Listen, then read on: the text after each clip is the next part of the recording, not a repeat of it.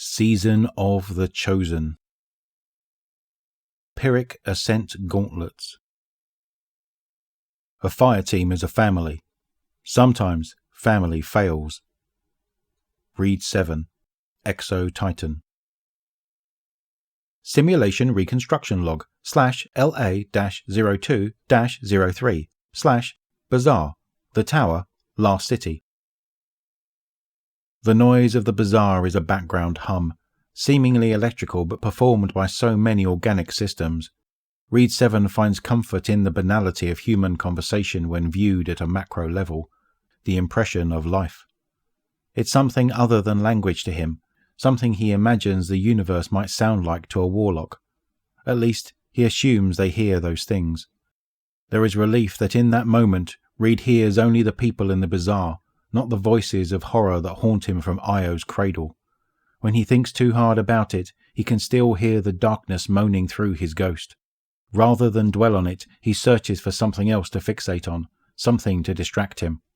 The whole of the bazaar is decorated for the Festival of the Lost, with colourful engram-shaped ornaments hung from decoratively macabre trees. A ghost, one he's fairly certain belongs to the warlock Osiris, goes cartwheeling by with a shriek of laughter, trailing cloth wrappings in her wake. The moment of levity helps lift Reed's spirits as he returns to his table in New Monarchy's enclosure, where Aisha and Shayura wait for him. "Drinks," Reed says, settling down 3 tall mugs wafting with steam. Aisha offers him a supportive but strained smile. "Careful," he notes as she reaches for a mug. "They're hot." He'd earned the nickname Strike Dad, thanks to obvious and well-meaning cautions like that. "There's cinnamon in yours," Reed says to Shayura, who may be asleep, her head down on the table atop her folded arms.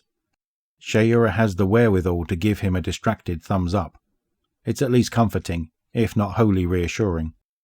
Aisha gives Reed a wordless look of concern and shakes her head. Their talk had not gone well while he was away. "I know you're upset about Sloane," Reed says, deciding to tear off that conversational bandage. "But you know the commander's done all he can. We've done all we can. Don't blame yourself for—" "Thanks," Shayura says without looking up. She sits up enough to grab her steaming mug with 2 hands and drag the piping hot cider over to herself. She slouches over the mug, breathing in the aroma of cinnamon, honey, apples and cloves. Her eyes drift shut, and for a moment she seems more herself. Aisha and Reed take a moment to breathe. Give Shayura time to breathe. "I know," Shayura finally says in a small, guilty voice. "I'm sorry." It's hard to tell if she's talking about Sloane or her behaviour in general. "You don't need to apologise to us," Reed says with a look to Aisha, finding her approval. "You should apologise to Leica and his ghost." "It was Titan," Shayura finally says, staring into her mug. Reed and Aisha look at each other, but neither interrupts. They've let her reach that point at her own pace. "I was back on Titan, like when we were lightless, surrounded by Hive. There was this night. No matter how many times I killed him, he kept coming back. I should have died out there." "But you didn't," Aisha says, reaching out across the table to take Shayura's hand, giving it a reassuring squeeze. "We got our light back and—" "What happens when the darkness closes in?" Shayura asks, though she knows neither Reed nor Aisha have the answer. "Will she be lightless again? Alone?" Reed and Aisha share a look, and the Exo reaches across the table to lay one of his large hands on Shayura's, atop Aisha's. He doesn't have a rousing speech, strong words, or even cold comforts. He just has his presence to offer in support of her traumas.